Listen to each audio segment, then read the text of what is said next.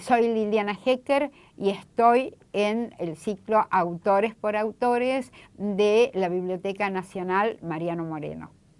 Estamos con Liliana Hecker, es un placer enorme compartir esta tarde con vos y, bueno, primero saludarte, ¿cómo estás? Bueno, estoy muy bien y muy contenta de estar acá en la biblioteca, por supuesto, y estar con ustedes, así que... Bueno, en esta serie Autores por Autores quiero comenzar con un disparador y que tiene que ver con ese momento que es el de la escritura, y vos decís que tenés ganas de seguir atrapando el instante revelador, ese en que una situación aparentemente trivial se vuelve significativa. Y claro, eso tiene que ver mucho con el cuento y con esa especie de estado de alerta del cuentista. Es muy, digamos, muy arbitrario, visto desde afuera, esa situación que a un cuentista le va a hacer provocar ese clic. Acá hay un tema para un cuento. A lo mejor es algo totalmente lateral, algo en lo que los otros no reparan, o a lo mejor reparan dentro de la misma situación en otro aspecto. Pero es muy mágico eso, ¿no? Porque muy mágico y muy personal. Porque ciertas situaciones lo llaman a uno. Es como si uno sintiera que ahí se expande una posibilidad, ¿no? De decir, una posibilidad tal vez de trascendencia, un momento mínimo en el que uno quiere a veces sacar toda la luz guardada. Y me haces acordar al momento que estabas ordenando tu casa, la biblioteca, y aparece Cuando todo brilla.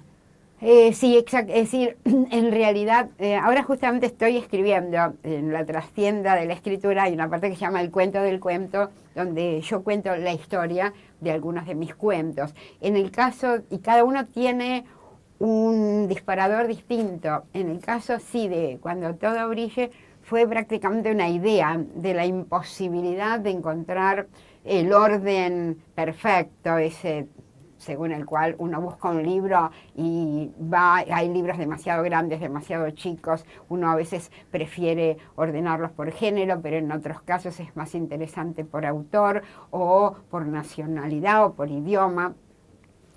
Y entonces, ante la imposibilidad de encontrar el criterio perfecto y después de mucho tiempo de tener los libros en el suelo, lo que es muy inquietante, dije, sí, los pongo como sea y después los busco. Y entonces se me cruzó la idea de que todo anhelo de perfección conduce a la parálisis o al caos. Es decir, cuando uno quiere que algo sea perfecto, la mejor manera de no instalar la imperfección es no hacer nada. Si vos no haces nada, no hay posibilidad de imperfección. Y la otra es el caos, es ya que no va a ser perfecto, que sea cualquier cosa. Cuando se me cruzó eso, que no es más que un pensamiento, totalmente abstracto, yo dije, acá hay un tema para un cuento. ¿Por qué lo supe si en realidad parecía un concepto que un cuento? No sé. Y ahí no voy a contar toda la génesis, por supuesto, lo primero que se me ocurrió es una mujer ordenando la biblioteca, pero me di cuenta que era muy aburrido, porque era una mujer pensando como yo pensaba ante la biblioteca. Y ahí, no tan rápido como lo enuncio, se me ocurrió una mujer obsesionada por la limpieza, porque la limpieza, es decir, la obsesión por la limpieza te obliga a la acción. Si vos querés que esta mesa esté limpia, le pasas un trapo, se te ensucia el trapo, tenés que lavar el trapo, se te ensucia la pileta. Es decir, ahí había una posibilidad de cuento, de contar. Y de ahí, muy sintéticamente, y con todos los caminos y las búsquedas que requiere realmente la escritura de un cuento, de ahí viene Cuando todo brille. Y creo que así como puedo contar esa idea mínima de la que surge Cuando todo brille, lo podría hacer con casi todos mis cuentos, ¿no? Ese momento en que diga, acá hay una idea para un cuento. Ahí está la idea, pero déjame retomar algunas modulaciones del acto de creación que a lo largo de tu obra podemos ir trazando. Me interesó, por ejemplo, en Las Hermanas de Shakespeare, un artículo publicado en 1967, en primer Sí. caso, y después más adelante, donde problematizás y revisás esos alcances de lo que es la literatura femenina. Pero más allá de eso, voy al acto creador donde decís, hombre o mujer, todo artista tiene una mirada peculiar y excéntrica. Una mirada, el concepto de la mirada es Sí, interesante, distorsionante de la norma, también decís, y esa distorsión que reformula un mundo. Ahí el acto de creación hay un desvío, pero más adelante después, o en otro momento de tus obras, cuando haces el decálogo de la escritura, Sí. hablas del acto creador como reescritura, como ir quitando. ¿Hay distintos procesos entonces en la creación? Hay Liliana? distintos, sí, eso en realidad no es que haya distintos procesos, creo que es un proceso muy complejo el de la creación, del cual un autor puede percibir algunos tramos, sin duda, tal vez no todos, pero realmente para mí no hay contradicción entre las dos cosas, claro. es decir, la propia mirada, es decir, ya distorsiona la realidad, felizmente, nadie es totalmente objetivo, es decir, digamos, reproducir exactamente la realidad de verdad sería muy aburrido e innecesario. Hay una mirada muy singular, ¿no?, del autor, hay una visión del mundo singular, entonces cuando uno cuenta un episodio es absolutamente, distorsiona ese hecho y entonces echa una luz nueva sobre el acontecimiento que cuenta. Pero no ajeno al trabajo, porque la reescritura es un trabajo. Queridísimo, la escritura es un trabajo maravilloso. Es lo primero que yo le digo a la gente que quiere venir a mi taller, que entienda eso. La escritura es un trabajo hermosísimo e incomparable si es lo que uno quiere, pero es un trabajo y da mucho trabajo buscar eso que yo decía, un mínimo acontecimiento que a mí me revela algo, pero conseguir que el episodio que cuento justamente sea capaz de mostrar eso tan complejo que yo percibí, da mucho trabajo. Por eso yo siempre digo, y también lo habrás visto en el decálogo, que la primera versión de algo, para mí es un mal necesario. La creación viene después. Es la búsqueda de eso, de ese clima, de esa tensión interna, de ese personaje complejo o contradictorio que yo estoy buscando, de ese final que debe provocar cierta emoción, cierta compulsión estética, ¿no? Bueno, todo eso no sale espontáneamente. Entonces, todo eso da trabajo. Y como yo digo siempre, bueno, Moisés está ahí adentro del bloque de mármol. Hay que encontrarlo. En los juegos que lo escribiste a los 17 años está la idea de la soledad como un espacio indiscutido, ¿no?, de escritura. Digo, en los cuentos reunidos aparece esta idea, pero después van surgiendo otros temas, ¿no? Después en otros cuentos aparece la idea del fracaso, la idea de la muerte. Se lee como estos cuentos reunidos como una topografía, digo, como un mapa de vos misma, de tu escritura, de cómo fue apareciendo diferentes temas a lo largo de tu vida como escritora. Yo supongo, así lo deben leer los otros. Yo no sé cómo se lee. Yo lo que sí sé es que a lo largo de mi vida y desde los 17 años, en efecto, desde ese primer cuento, Los Juegos, no fue el primero, haber escrito otras cosas antes, pero fue mi primer cuento, sabiendo lo que era un cuento, y el primero que se publicó. En realidad no me planteaba lo que vos decís, la soledad, o no me planteaba nada, se me ocurrió.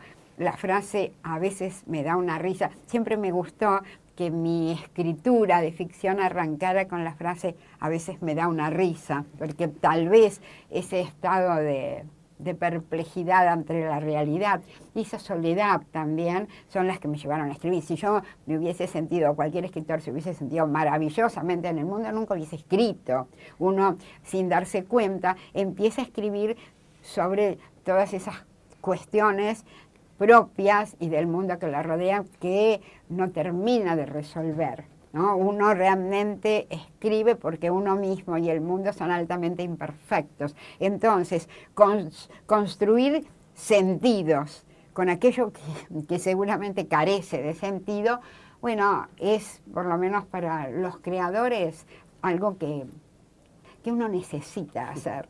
No sé si vale la pena, iba a decir vale la pena, digo, yo no sé si vale la pena, por lo menos sí vale la pena la literatura, no me concibo sin ella, no sé si lo que yo escribo vale la pena, pero sé que la necesidad más profunda es esa, es decir, crear sentido con lo que no tiene sentido.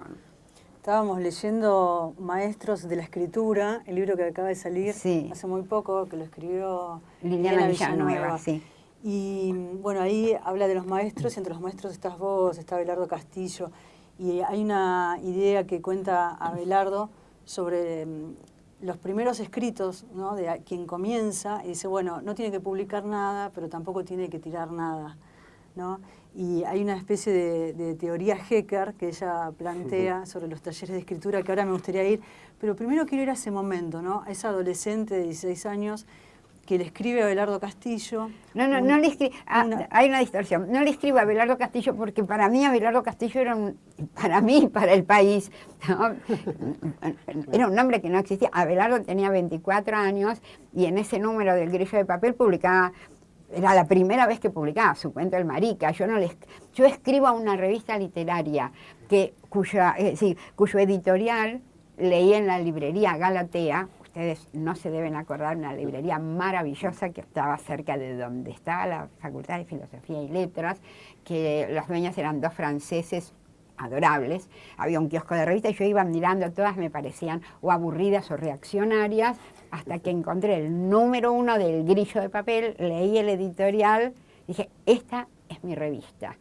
Y como había un pequeño copete que decía, invitamos a los jóvenes poetas y narradores a escribir, yo sentí que me la escribían a mí eso. Y escribí una carta, un poema escribí, y le pedí la máquina de escribir al que era el novio de mi hermana, su marido hace muchos años. Y escribí un poema malo y una carta. Y las mandé como quien tira una botella al mar. Me fui de viaje de egresada, acababa de terminar la escuela normal, y cuando volví me llamó uno de los directores, absoluto desconocido para mí, Abelardo Castillo. Y ahí, bueno, nos conocimos, y de verdad me deslumbró, pero me deslumbró desde la nada, no desde la idea que uno a posteriori puede tener de lo que era Abelardo Castillo. Era deslumbrante, de verdad que sí, y yo creo que en ese primer encuentro, en el Café Las Violetas de mi barrio de Almagro, ya me reveló un mundo y además me propuso que fuera a las reuniones de la revista en Los Angelitos, ¿no? Yo era muy chica, sí, tenía 16 años. Liliana, ¿vos después estudiaste física?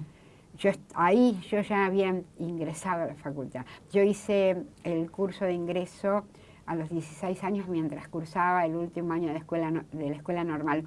En ese momento uno podía hacer el ingreso mientras cursaba el quinto año. Era un ingreso excepcional, que se cursaba en el Nacional Buenos Aires.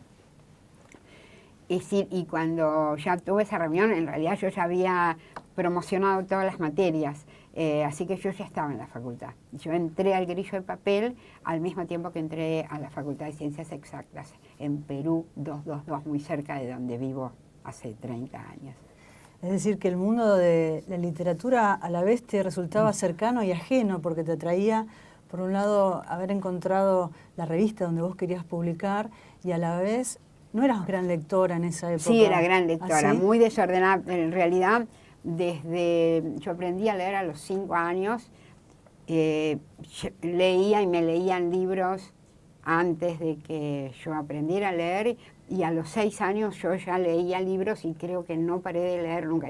Era una gran lectora absolutamente desordenada. Por ejemplo, de literatura argentina no había leído nada, pero había leído a los rusos, había leído Los Miserables, había leído a un gran cuentista norteamericano que influyó mucho en mí sin saberlo, que era William Saroyan, había leído muchísimo teatro, había leído muchísimo de literatura latinoamericana, y cuando era chica, por supuesto, leí todos los libros de piratas y de niñas buenas como Mujercitas, todo lo destinado a los niños y las niñas. Y leí, si no, nunca hubiese sentido que la escritura y la literatura eran lo mío y hubiese buscado una revista literaria. Era mucho más lectora, sin duda, que escritora, ¿no? No escribía. Escribía como cualquier adolescente, poemas pésimos de amor o proyectos de novela, pero eran desbordes de la vitalidad de la adolescencia, no más que eso. ¿Cómo era? Me hablabas de una cantidad de títulos y de libros y de comenzar a ser lectora a los 6 años. Sí. ¿Cómo era esa biblioteca familiar? ¿Cómo era ese mundo? No ¿Te había leían los ninguna cuentos? biblioteca familiar. La biblioteca la fue formando mi hermana. En mi casa no. Mis viejos eran muy inteligentes, muy agudos y siempre fomentaron en nosotros el estudio y la lectura, pero ellos hicieron la primaria nomás, es decir, era una casa bastante pobre. Y mi hermana empezó los primeros libros, y me acuerdo que se vendían 3 libros por 10 pesos en la editorial Anaconda. Ella trajo Las rimas y leyendas de Becker. Ella era chica, tenía las obras de Amado Nervo y creo que las de Rubén Darío. Ahí se empezó a formar la biblioteca en mi casa. Y no teníamos ni siquiera el mueble. Después tuvimos un mueble biblioteca. Entonces en mi casa, en realidad, la biblioteca la armamos mi hermana y yo. Y después llegó a ser una biblioteca así, porque las dos éramos muy, muy, muy lectoras. Pero no es que viniera de mi familia, no, la biblioteca la empezó a armar mi hermana. Y quiere decir que cuando yo tenía 6 años ya estaban los libros que ella había leído, los de Robin Hood, los de lecturas juveniles, y empecé a leer esos libros. Me llama la atención, justamente a los 16 años llegas al Grillo de Papel, se editan 6 números de Grillo de Papel. 6 números, sí. Y era un espacio compartido con hombres, porque eran... Era un espacio de hombres. Era un espacio de hombres. Yo siempre digo que a las reuniones del Café de los Angelitos, que no era esa cosa abominable para turistas que hay ahora, sino que era un café muy grande, se jugaban los dados, no, era un café donde la gente iba a jugar a los dados y todo eso. Y las reuniones estaban compuestas por los jóvenes escritores, las novias de los jóvenes escritores y yo. Yo era la única que iba por las mías. Así era la cuestión.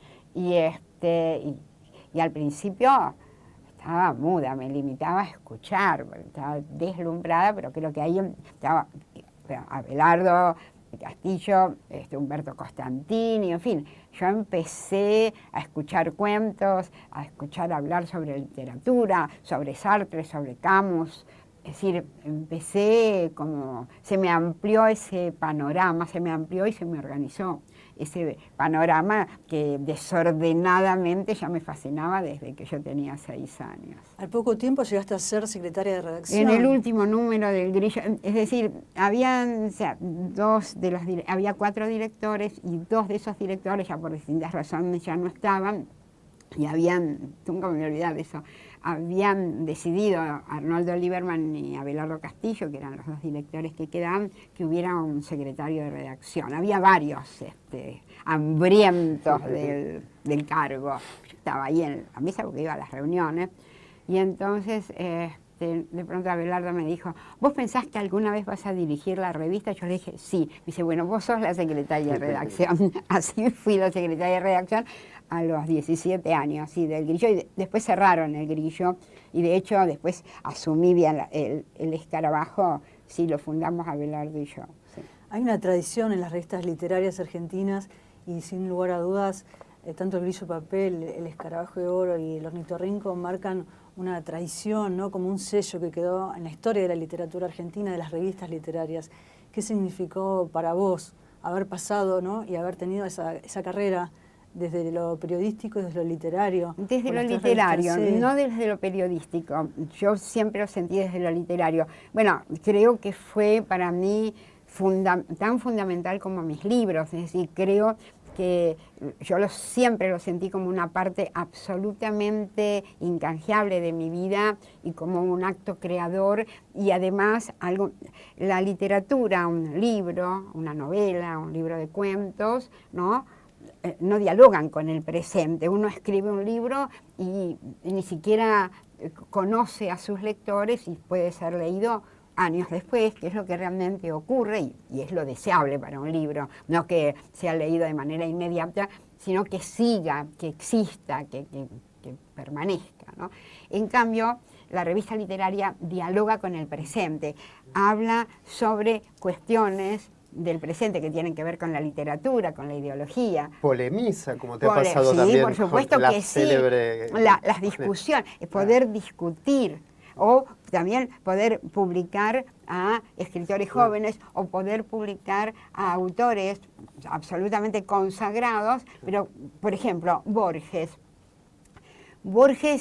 no estaba, si ahora parece mentira, pero la verdad es que se lo conocía, ya era un nombre importante, pero primero, no lo leía la izquierda, no lo leían los jóvenes. Es decir, elegir hacerle una entrevista a Borges como realmente ocurrió también era una elección, decir, bueno, es decir, el mundo que yo quiero, ¿no? Sí, tiene que tener, es decir, realmente ser un mundo socialista en que todos tengamos lo que necesitamos, pero no puede prescindir de Borges. Son elecciones, es decir, publicar a un autor, ¿no? Es decir, también es marcar una visión del mundo, una idea del mundo. Y creo que eso es lo que hicimos en la revista. Bueno, eso es lo que a mí me cautivó también de ese editorial del Grillo de Papel, ¿no? Es que unía, decía, la literatura para nosotros no es un medio de vida, sino un modo de la vida. También decía que la literatura es un acto bello y que lo importante de la literatura es que sea bella, y al mismo tiempo que había otras maneras de usar el lenguaje de una manera más inmediata. Creo que eso, a grandes trazos y hasta donde se puede sintetizar una revista que salió durante 26 años, en una frase, eso es lo que siempre se propusieron el Grillo de Papel, el Escarabajo de Oro y el Ornitorrinco, que para mí, y lo mismo hubiese sido para Belardo, y lo mismo es para Silvia Iparraguirre, es la revista. La revista, si por distintas circunstancias tuvo que cambiar de nombre, pero siempre tuvo una misma ética, ¿no? Respecto de la realidad que nos rodea y respecto de la literatura. Cambiaron el nombre y cambiaron también en el número 14 del Escarabajo, el acápite, que por entonces era el de Goethe, que decía gris es toda teoría, y verde el árbol de oro de la vida, por el de Nietzsche. Sí, di tu palabra y rómpete. Sí, eran distintas épocas, y después hubo uno ya en la época de la dictadura, que también estaba el de Oscar Wilde, ¿no? Nada de lo que actualmente sucede tiene la menor importancia. Sí.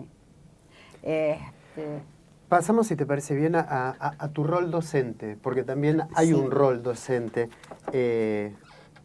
Desde 1978, con alguna interrupción en algún caso. Muy poca, dos interrupciones. Has dictado cursos donde has formado a grandes plumas de la literatura argentina. Digo, pienso en Samantha Schweblin, en Pablo Ramos.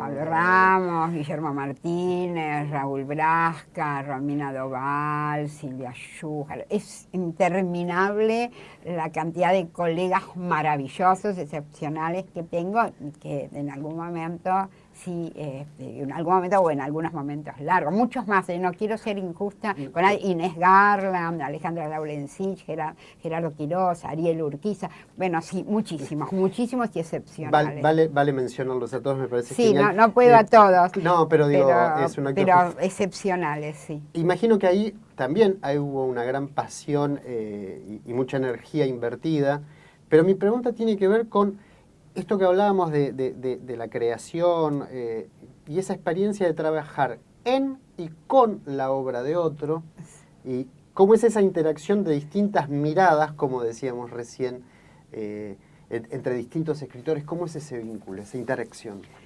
Para mí es un vínculo muy natural. En realidad, no fue muy diferente de lo que me formó a mí, solo que en los años 60 y a principios de los 70, los escritores, los talleres literarios hubiesen sido una mala palabra para nosotros, parecía algo institucionalizado, cuando con toda naturalidad nos reuníamos en cafés, uno de nosotros leía un cuento, los otros eran despiadados criticándolo, y de esa manera nos fuimos formando. Por supuesto, a partir de la dictadura militar, eso fue absolutamente imposible, entre muchas otras cosas que fueron imposibles. Entonces, los talleres, según yo lo creo y según Lili Villanueva llama la teoría Hecker, surgen de una doble necesidad. Por un lado, la necesidad de ciertos escritores que fuimos echados de nuestros trabajos y que necesitábamos sobrevivir, porque no lo hagamos tan lírico, es también un modo de ganarse la vida.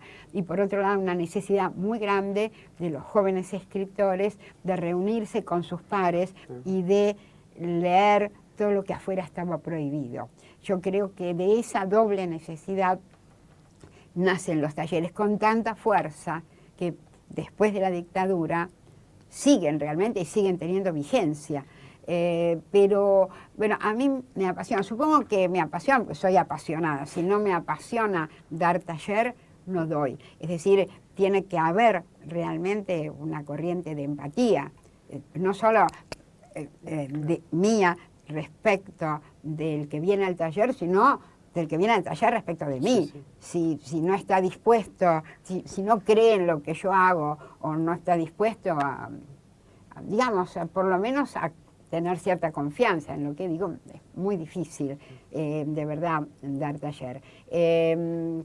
Pero a mí, por eso, yo creo que el taller lo tiene que dar un creador, es un acto creador, porque vos te estás metiendo en lo que el otro quiere. No es imponer mi manera de escribir. De hecho, es decir, Pablo Ramos no tiene nada que ver con Samantha Schweblin o con Guillermo Martínez, y ninguno tiene nada que ver conmigo. La cuestión es ver qué quiere hacer el otro y por ahí todavía qué herramientas le faltan, ¿no? Yo creo que nadie le puede enseñar a otro a escribir, pero que un escritor aprende su oficio y viendo cómo por ahí un principio que es muy alargado, existe la posibilidad de sacarlo y el cuento entra de otra manera. Cuando vos podés ver eso, aprendiste no solo a corregir ese cuento, aprendiste mucho más. Es como una onda expansiva el taller. Y también el trabajo en grupo. Yo no doy clases individuales, además me aburriría mortalmente y creo que son un acto autoritario. Tienen que aceptar lo que yo digo.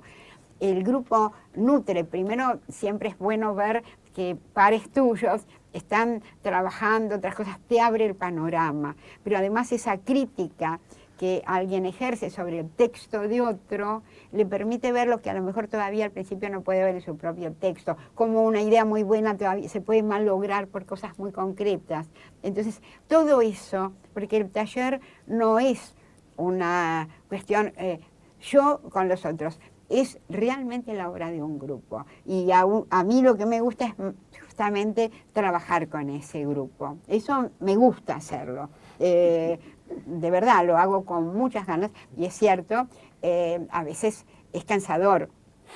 Por eso 2 veces, pero 2 veces en 40 años, dejé. Uno fue en 1994, cuando yo estaba escribiendo El fin de la historia, que fue una novela muy difícil por el tema y muy difícil en lo formal, y necesité no dar taller, hasta que pude encarar la novela. Al año siguiente retomé. Y otra 2009. fue... 2009 me parece, 2010. 2009, fue 2009 hasta mediados del 2010. Ahí me pasó una cosa más general, que es que durante varios años no pude realmente terminar nada en ficción.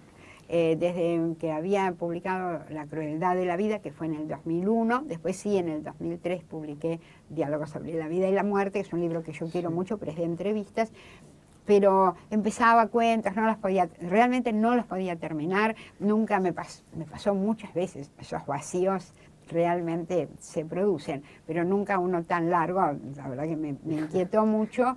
y lo atribuí, no debe haber sido solo en los talleres, pero sentí que eran muchos años de dar taller y que me estaban chupando mucha energía creadora, y además como me habían invitado a dar un seminario en la Universidad de Virginia, me pagaron muy bien, entonces me tomé 1 año y medio sabático y pude realmente ponerme a escribir. Es interesante pensar en los mecanismos de la escritura, cómo se va cambiando, ¿no? Digo, en esta mirada de cuando vos comenzaste a los 17 años a escribir, a los 16 años, y también pienso en el libro Maestros de la Escritura, en Abelardo Castillo, cuando cuenta esa famosa historia de cuando él le lleva a este maestro, en San Pedro creo que fue. Sí, claro que sí. Y lo corrigió en su forma de escritura.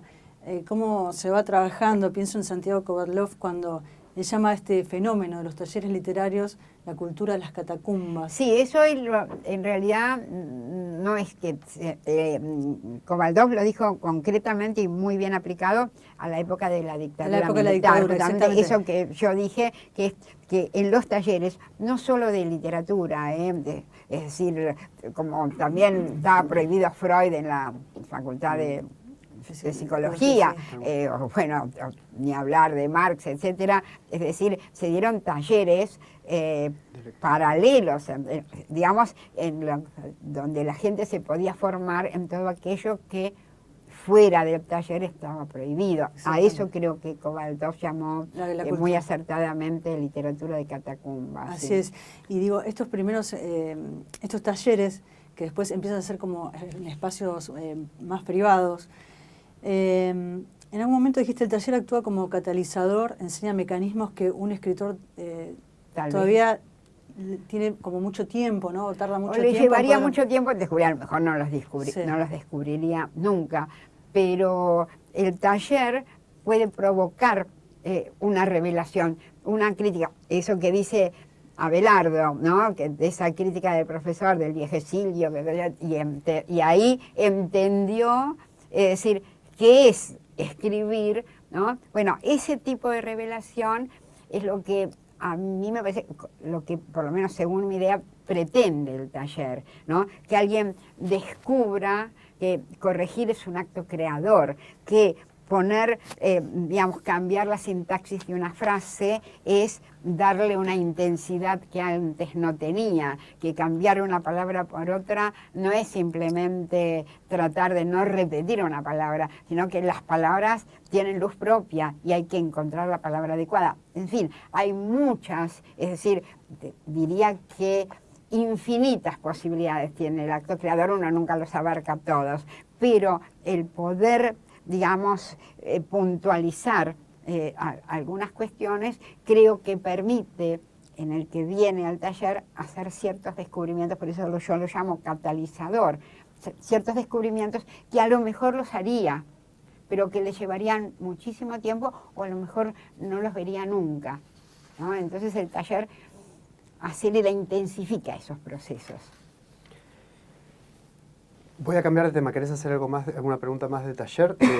Seguís vos con el taller. Y después paso. Sigamos, yo quería ir después a una de las obras. Bien, voy entonces antes a un aspecto que sí me parece, y me voy a Tel Aviv ahora en 1997, allí hablaste en una ponencia en la Universidad de Tel Aviv de las intromisiones de la memoria en la escritura de una ficción.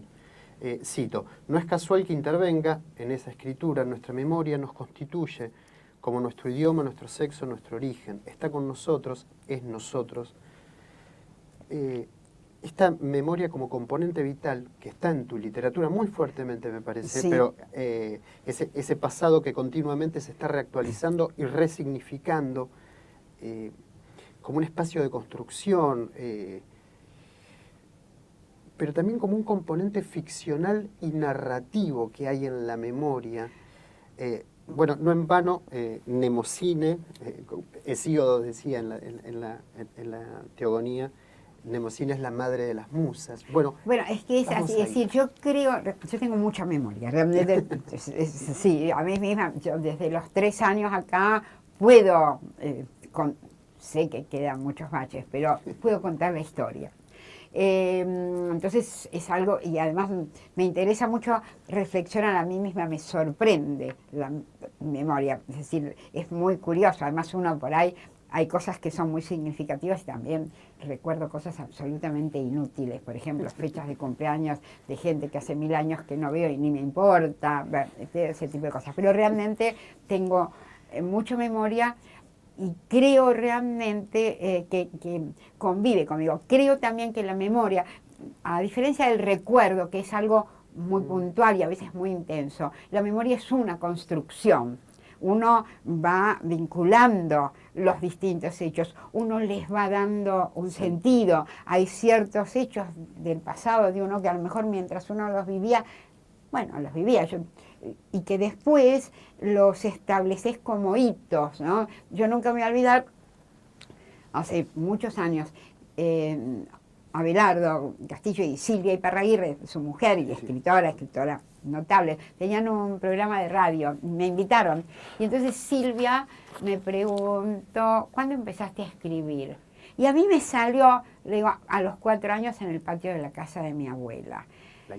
Y ahí surgió, y a partir de ese momento, y aparece mucho en mi narrativa, eso cuando yo me daba vueltas en ese patio y me inventaba historias y las iba perfeccionando y cuando algo no encajaba tenía que cambiarlo, ¿no? Bueno, ahora, eso fue un recuerdo que se supone que, qué sé yo, no debía tener más importancia, era una nena dando vueltas en un patio. Bueno, es como que lo privilegié en la memoria, le di un sentido que tal vez no tenía. Por eso yo hablo de la memoria como construcción. Uno va valorizando. Cuando Sartre, en las palabras, cuenta, cuando él creía, como casi todos los niños en todas las familias, que era un niño hermoso, como lo querrían a Sartre, porque ni de nene debía ser lindo, pero él creía y tenía unos bucles largos, parece.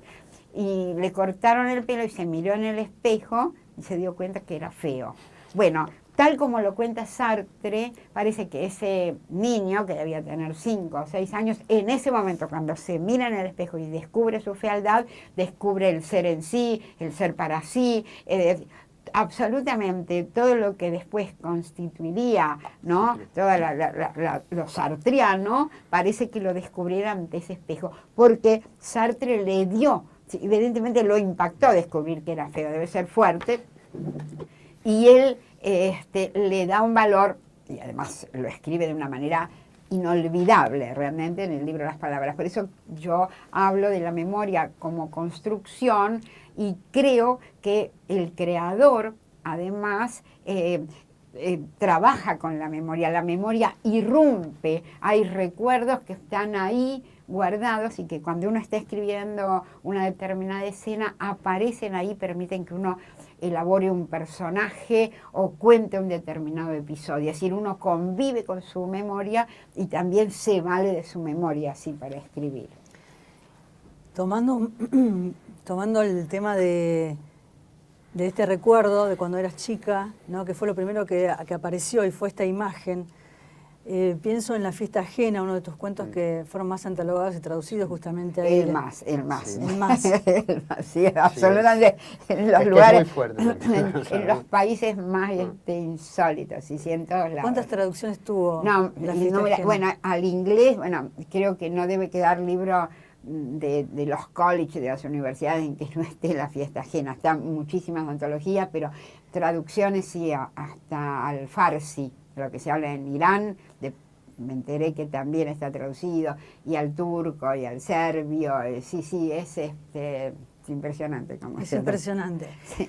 Bueno, y por ejemplo, hay cuentos como La llave o Cuando todo brilla, Vida de familia, cuentos que fueron tomados por el psicoanálisis también.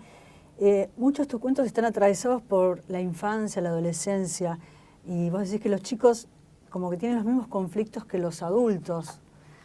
Me gustaría como ahondar un poco ahí, porque es una temática como recurrente en tus cuentos. Sí, yo creo que los chicos tienen los mismos conflictos, las mismas pasiones, buenas y malas. Los chicos pueden ser egoístas, pueden ser calculadores, pueden ser inmensamente generosos, pueden vivir la injusticia de una manera terrible, y todo lo viven en crudo. Cuando uno es adulto, ya puede elaborar ciertas cuestiones y puede construir defensas contra ciertas pasiones y contra ciertos sentimientos. Cuando uno es chico, vive todos esos conflictos en crudo, por eso a mí me interesa tanto el mundo de los chicos, porque creo que todas las pasiones y todos los conflictos se pueden dar en ese mundo, y descreo totalmente de la infancia como época dorada y maravillosa. Creo que uno sufre mucho cuando es chico, hasta que empieza a entender el mundo y hasta que más o menos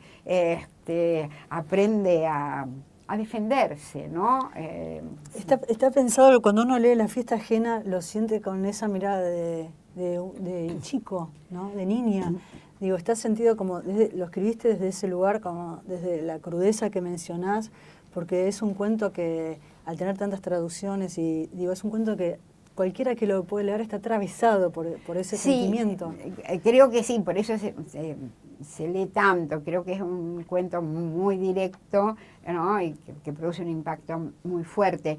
De cualquier manera, el conflicto, por supuesto, está centrado en la nena. Es decir, hay varios personajes que a mí me importan, ¿no? Me importa mucho la madre, por ejemplo, de Rosaura. Me importa mucho la señora Inés. Es decir, hay varios personajes, el mago, el mono. Es decir, hay personajes que a mí me importan mucho, pero la que siente el peso, la que siente la humillación y la que recibe todo ese peso del final del cuento es la nena, sí, por supuesto. Y esa distinción entre pago y don. Claro, no, además lo que era un regalo igual para todos los chicos y lo que es dar una especie de propina por algo que la nena hizo, porque se sentía bien, se sentía parte de la casa. Se sentía, por eso es la caída es tan fuerte, se sentía privilegiada. Por eso me gusta lo que dice Samantha Schweblin en el prólogo de los cuentos, que ella dice, ahí aparece el extrañamiento de lo cotidiano. Lo señala así, sí, el extrañamiento de lo cotidiano, esa extrañeña, es eso que en un momento tiene un sentido y de golpe... Bueno, de verdad, eso a mí es una de las, digamos, los mundos que más me fascina, lo cotidiano que aparentemente es grato, no tiene grandes reveses, y sin embargo, en lo cotidiano, en lo familiar, por ejemplo, es decir, se esconden conflictos, se esconden rivalidades, hay todo un mundo que se resquebraja debajo de la aparente paz y ternura de una familia. Haciendo una lectura lacaniana, uno podría decir la irrupción de lo real. Claro, pero eso es lo que pasa, y eso es lo que a mí en particular me interesa, ¿no? Esos mundos, en realidad, supongo que viendo mis cuentos, es lo que predomina, ¿no? Lo cotidiano que guarda la ferocidad o la locura o el desorden dentro de ese aparente orden cotidiano. Quiero ir a Zona de Clivaje. Iba a hacer un cuento, se iba a llamar Los Juegos. Tenías 21 años, estabas estudiando física y en un principio el cuento iba a ocupar no más de 10 páginas, habías contado. Tenías pensado hasta el final del cuento y tenías la idea de este conflicto amoroso, el conflicto que tiene una mujer entre su cuerpo y sus tripas, lo mencionaste. Pero me interesa ir a este punto donde decís que descubriste varias cosas durante esa escritura y que el impacto del descubrimiento fue tan fuerte que interrumpiste la escritura, ¿no? Donde se transforma en una novela.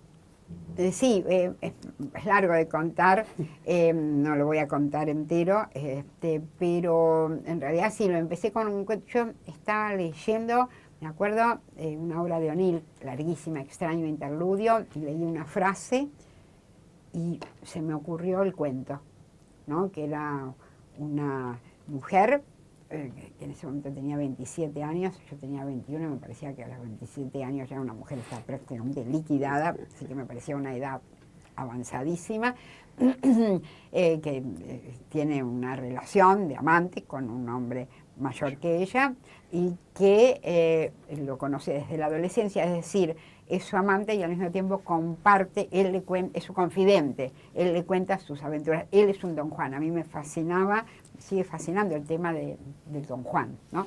Del seductor. Y él él ha salido con muchas mujeres, pero va a salir con una adolescente, con alguien que tiene la misma edad de ella cuando la conoció. Y ahí, tal como yo lo concebía, se producía un quiebre, ella quiere enloquecer y finalmente se repone y dice, bueno, y acá me voy a quedar yo, y terminaba. El final lo tenía que ver hasta que vos, amor, decidas matarme. Ese era el final y era un cuento de 10 páginas. Cuando empecé a escribir eso, me pasó algo que nunca me había pasado. En lugar de avanzar hacia el final, me iba hacia atrás y hacia los costados, digamos. Y entonces, nada, escribía y nada. No llegaba, además me interesaba mucho lo que estaba escribiendo, no me importaba llegar al final. Bueno, mi idea al principio era que iba a ser parte de mi primer libro, de los que vieron la zarza. Y bueno, ahí me di cuenta, fue duro, pero acepté que eso no iba a ser un cuento, porque tendría que renunciar a todo eso que me estaba importando mucho y que iba a ser una novela, pero la verdad no lo veía, eso lo veo ahora, lo vi años después, pero en ese momento no, pero no me daba el cuero para escribir esa novela en ese momento, me faltaba vida y me faltaba literatura para poder escribir esa novela. No lo vi así, simplemente sentí que no podía escribirla, que no iba a ir en ese primer libro, y durante mucho tiempo fui acumulando apuntes y apuntes y apuntes, pero la verdad es que durante muchos años y en el transcurso ese final no me conformo, creo que fue en el 80 o en el 81 cuando me di cuenta que a mí ya no me interesaba más ese final de la mujer que se queda y dice hasta que vos, amor, decías matarme, y que se iba a acostar con otro hombre como un modo de la ruptura, y que el final era asumir la soledad, ¿no? Que quien sabe ser solo sabe ser libre, cosa en la que yo creo profundamente. Así que bueno, ahí cambió el final. Y recién, creo que en el 86, es decir, muchos años después de haber empezado ese primer cuento, vi cómo se escribía esa novela, la pude estructurar y pude escribirla. Así que yo nunca pude decidir si yo escribí esa novela durante 25 años o la escribí durante un año. Las dos, digamos, las dos de alguna manera son verdades. Yo no hubiese podido escribir esa novela durante un año si no hubiese acumulado tanto durante 25, pero de verdad ninguna es una verdad total y las dos tienen parte de verdad.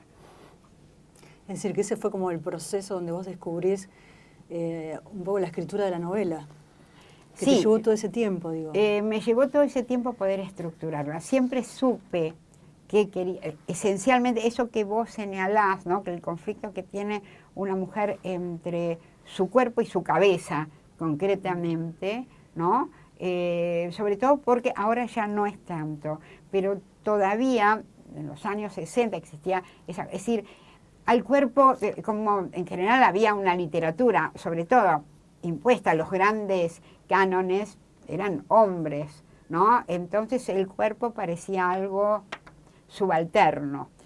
Y para mí, yo entendí eso y lo entendí muy tempranamente, que para una mujer su cuerpo es trascendente.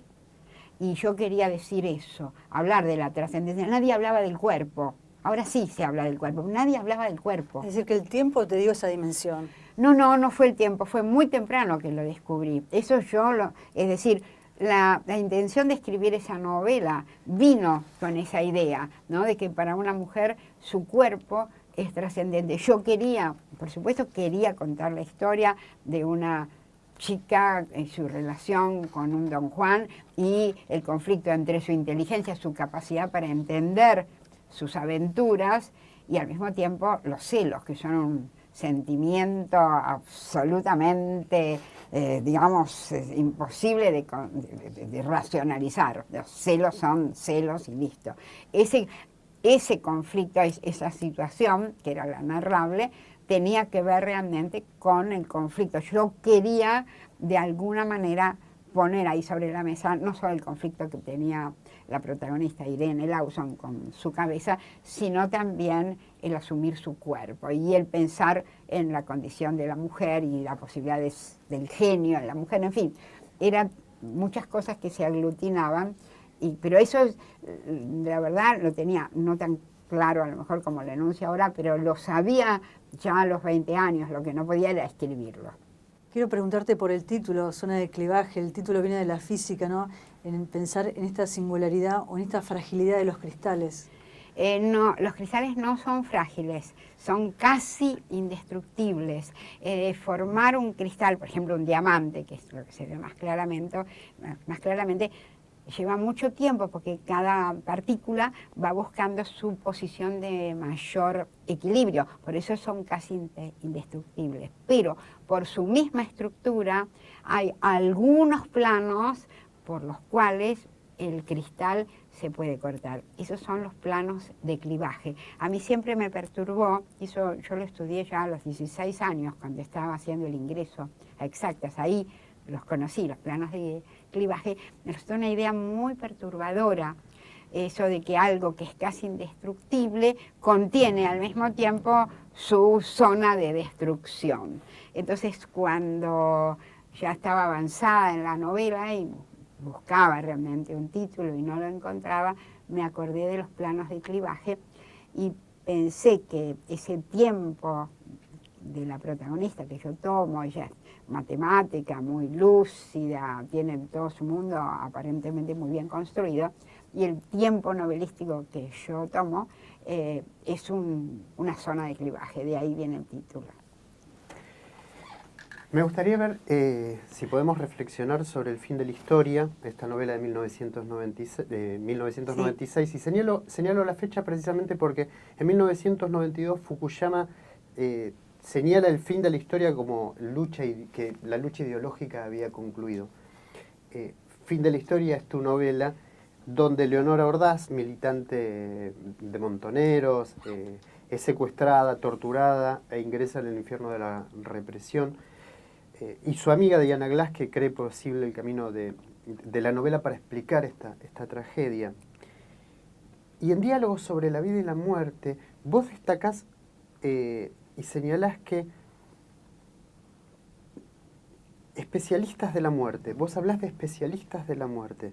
No es casual, decís, que haya escrito Diálogos sobre la vida y la muerte en una época como es el fin de la dictadura, donde estos especialistas de la muerte nos habían estado quitando la muerte, la transformaban en algo sucio, innombrable, algo que ocurría en la oscuridad, en un no lugar, ese silencio. Entonces, me gustaría ver si podemos trazar algún vínculo entre esos diálogos y el fin de la historia. Nunca me lo planteé. En realidad pertenecen, la primera versión de Diálogos sobre la vida y la muerte ocurre realmente en el 80, antes del 80, creo que en el 79, en plena dictadura militar. Yo no me planteé en ese momento que realmente nombrar la muerte y ocuparme de la muerte era también un modo de oponerse y de resistir a la dictadura, porque justamente no se hablaba de la muerte, había desaparecidos, nadie ni lo mataban ni moría, ¿no? Entonces, hablar de la muerte era algo que, una especie de necesidad. Después, bueno, la otra versión fue escrita en el 2003, así que ya ahí incluso pude hacer entrevistas sobre el tema de los desaparecidos. Hay una entrevista maravillosa a María Lucila Pelento, que se ocupó justamente de la elaboración del duelo, en el caso de los desaparecidos. Creo que la necesidad de la novela, de escribir esa novela, yo no la vinculé con Diálogos sobre la vida y la muerte, sino que viene de dos conflictos diferentes, pero que ahí sí para mí tenían el mismo sentido. Uno era haber pensado que los que nacimos en mi caso yo en el 43, que fuimos adolescentes en los años 60, nos habían pasado demasiadas cosas y que aquellos que sobrevivimos debemos estar un poco locos para seguir vivos, porque habíamos sido chicos en una época en que sí, había guerra en Europa, pero acá era una época muy pacífica en que no parecía que hubiera conflictos. Éramos adolescentes en una época en que ocurría una revolución socialista en Latinoamérica, ¿no? La revolución cubana, y en que sentíamos entonces que era posible un cambio social, es decir, fue una época de gran esperanza. Y caímos, no tantos años después, en un tiempo de horror y de muerte. Fueron muchos contrastes. Creo que no estábamos, pensábamos sí que a lo mejor por nuestras ideas podíamos ir presos, podían allanar las casas. No pensamos en el horror brutal que fue la dictadura. Eso fue uno de los conflictos que a mí me importaba mucho, y otra fue una historia puntual que conocí y que me sacudió de manera muy fuerte, que yo necesitaba realmente contar. De esas dos necesidades viene el fin de la historia. Si uno une como lo uniste vos, bueno, debe, es decir, sin duda, mi actitud ante el horror de la dictadura militar era una sola. Entonces, tanto en diálogos sobre la vida y la muerte como en el fin de la historia, estaba marcando ciertos aspectos de lo que yo sentía ante ese horror, pero en realidad no vinculé esos dos libros.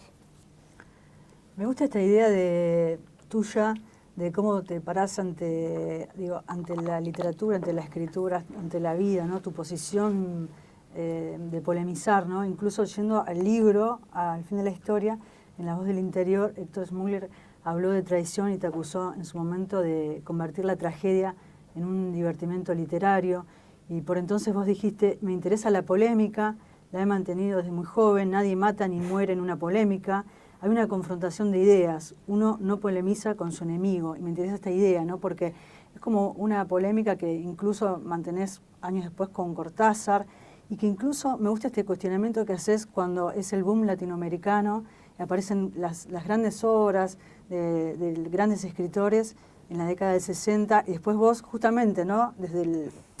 Cuestionás esto, ¿no? Pero bueno, ¿qué hacemos entonces los escritores, ciertos escritores, cuando este fenómeno se revierte, ¿no? Enmudecemos.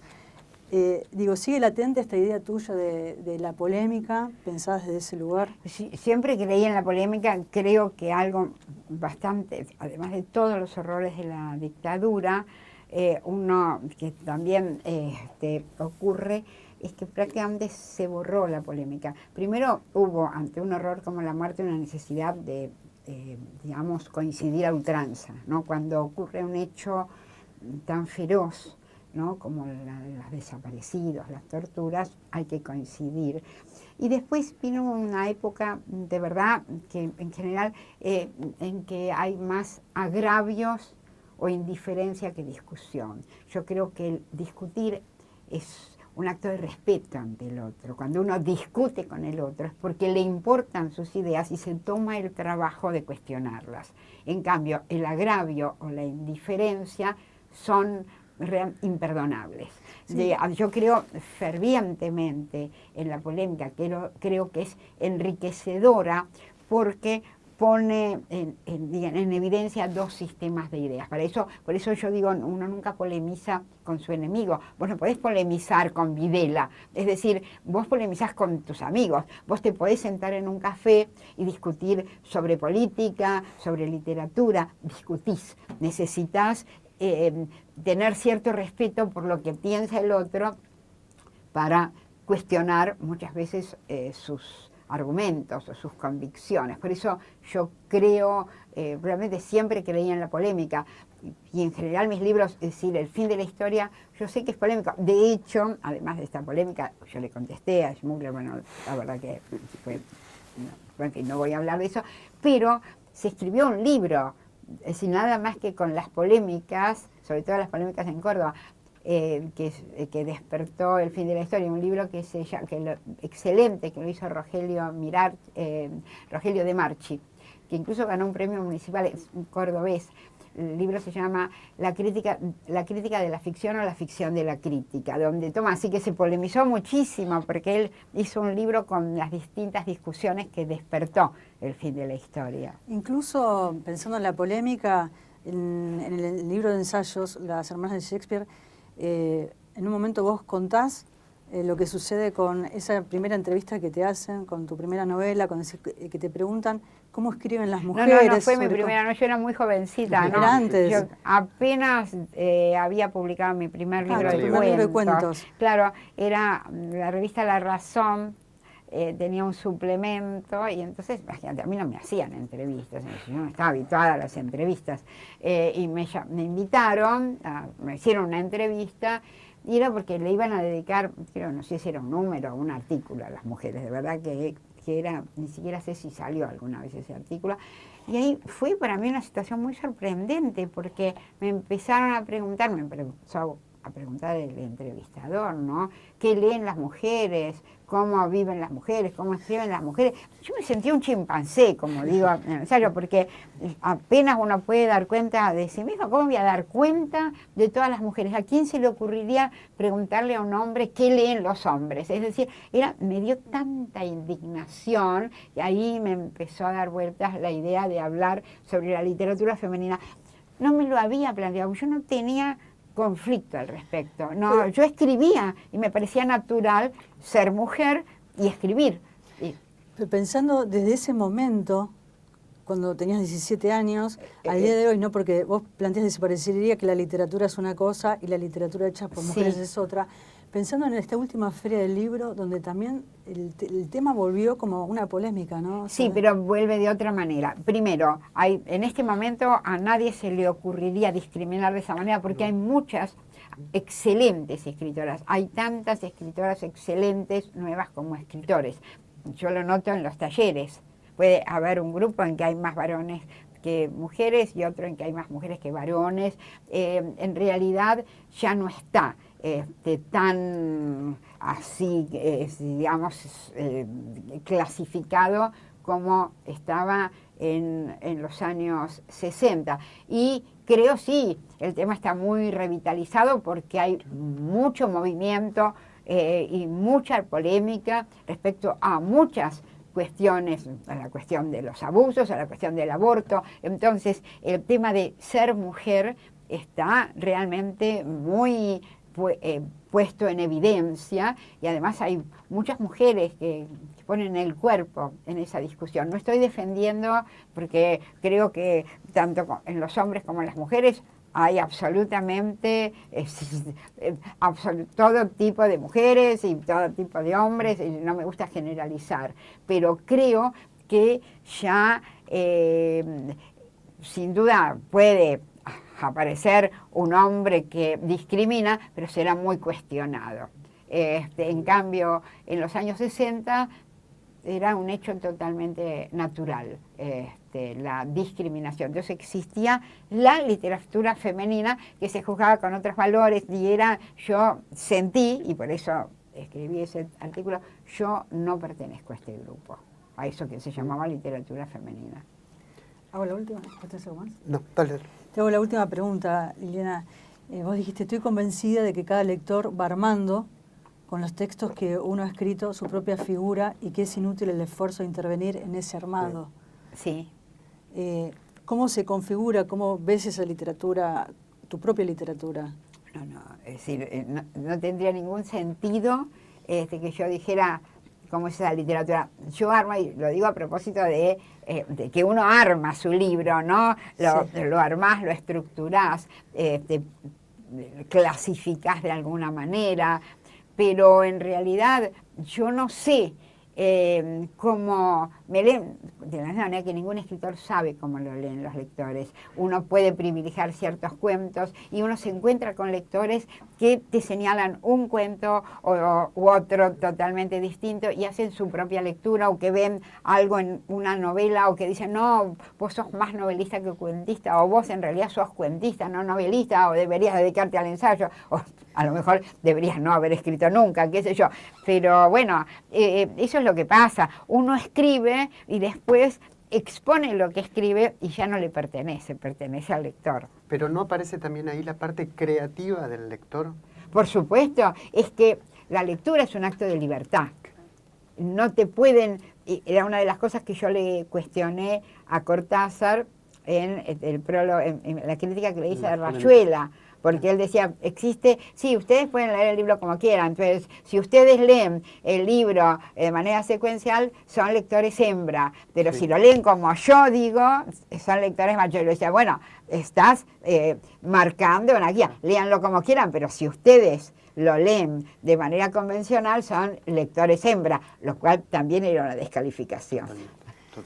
Por último, si me puedes decir algo sobre Abelardo Castillo como lector, ¿no? Porque te ha marcado, hemos conversado con Silvia Iparraguirre también, digo, esa figura de él como lector, ¿no? La gran sabiduría que él tenía en este mapa de lo que es la literatura. Bueno, sí, Abelardo tenía sabiduría ante todo y era un lector realmente extraordinario, no solo un escritor extraordinario y un hombre que reflexionó sobre la realidad sin guiarse por ninguna, digamos, corriente, sino que ha pensado desde su propia profundidad, ¿no? Pero además era un lector increíble que establecía vínculos entre las cosas que leía y que era capaz de comunicar su pasión por los libros. Así fue ahora en el libro que escribió Silvia,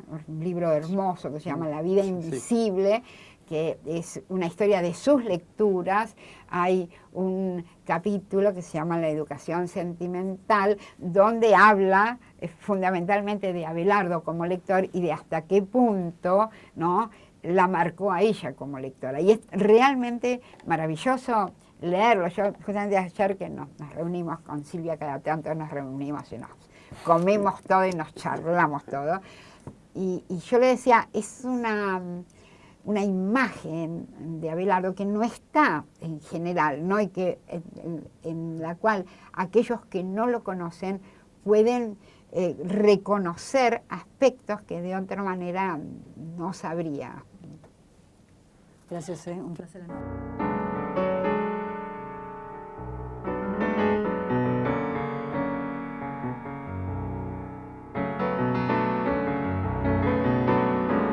Lo que voy a leer ahora es un fragmento de mi novela El fin de la historia, uno de esos textos que una de las protagonistas, Diana Glass, escribía a mano en un cuaderno. En todo lo demás éramos similares. Las tres amábamos a Echeverría y despreciábamos a Saavedra. Las tres vibrábamos con los versos de Nicolás Guillén. Las tres declarábamos con brío de republicanas en el instante mismo de una victoria que a las tropas invasoras, rumba, la bumba, bum, bam, ba, buena paliza les dio ay Carmelá. Así cantábamos y así éramos aquel invierno de 1958, cuando en nuestra tranquila escuela normal del barrio de Almagro irrumpió la historia.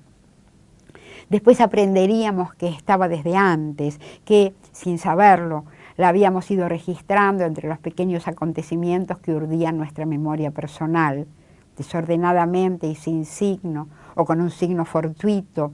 Yo guardaba la mañana de segundo grado en que nos hicieron salir temprano del colegio porque un general había querido sacar a Perón, a quien yo imaginaba eterno y omnipresente, ya que él estaba en el mundo cuando nací y ya que mi madre me había prohibido pronunciar su nombre en vano. La leyenda Libertad a los Rosenberg, leída con las primeras letras en paredes de calles olvidadas. El horror de unos primos mayores ante la frase alpargatas sí, libros no. La voz ronca de un canillita voceando guerra en Corea. Una secreta e incomunicable envidia cuando en el noticiero del cine, como enanos dichosos, chicos que no eran yo, circulaban en autitos por la ciudad infantil. Cierta incredulidad inaugural ante la muerte el día en que la aviación bombardeó Plaza de Mayo. Una emoción casi literaria al enterarme de que unos hombres en un lugar oculto llamado Sierra Maestra se preparaban para librar a Cuba, país remoto del que sobre todo conocía el manicero y las festivas caderas de Blanquita Amaro. la cara rencorosa o desolada de unos albañiles una mañana de fin de septiembre de 1955. Fragmentos recortados al azar que se me entreveraban con los equilibristas alemanes del Obelisco, con un descuartizador llamado Burgos que había desparramado las porciones de su novia por toda Buenos Aires, con una chica de 9 años que se ahogó en Campana, ferozmente dibujada en una página de La Razón. Retazos de algo cuya figura final sigue siendo imposible. Y conoceríamos también la sensación vertiginosa de concebirnos sumergidos en la historia, porque lo real, un día cercano, estaría formulado de tal modo que todo, lo que se dice todo, lo que ocurriera sobre la tierra, nos estaría pasando a nosotros. Nuestra sería la revolución cubana y nuestra la guerra en Vietnam, la enemistad chino-soviética y los ecos lejanos de hombres que en América o en África o en cada agobiado rincón del planeta levantaban la cabeza, serían asunto nuestro. Íbamos fugazmente a conocer el sentido de nuestras vidas e íbamos a vivir con el sobresalto y el extraño sosiego de haber decidido que el mundo no podía prescindir de nuestros actos. Pero ese fin del invierno del 58, en que alumnas correctas recitaban la lección de Astolfi y nosotras cantábamos que nada pueden bombas, rumba, la bumba, ba, donde sobra corazón hay Carmelá, ese septiembre del 58 la historia vino a Mahoma. Levantó a las universidades, sacudió al país entero, entró por primera vez en los colegios y, en la apacible escuela normal con su patio de glicinas, no dejó piedra sobre piedra. Me pregunto ahora si no habrá sido un don, una dádiva cuya excepcionalidad desconocíamos.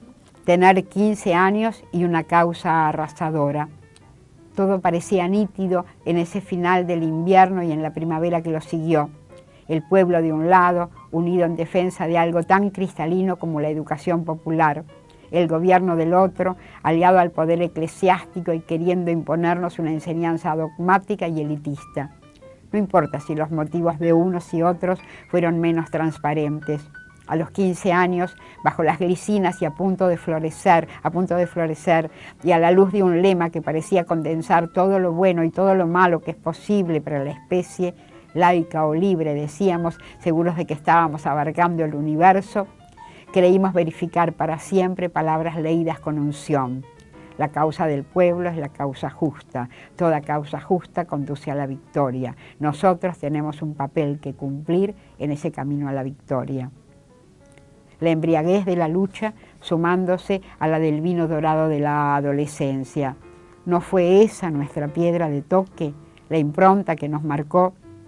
Miro a mi alrededor en esta noche especialmente negra de 1976, en que solo alcanzo a ver muerte y carne devastada, y sin embargo sigo tecleando con empecinamiento estas palabras, tal vez porque no puedo arrancarme del corazón la esperanza, porque una vez que uno ha probado tempranamente ese vino, ya no quiere renunciar a él.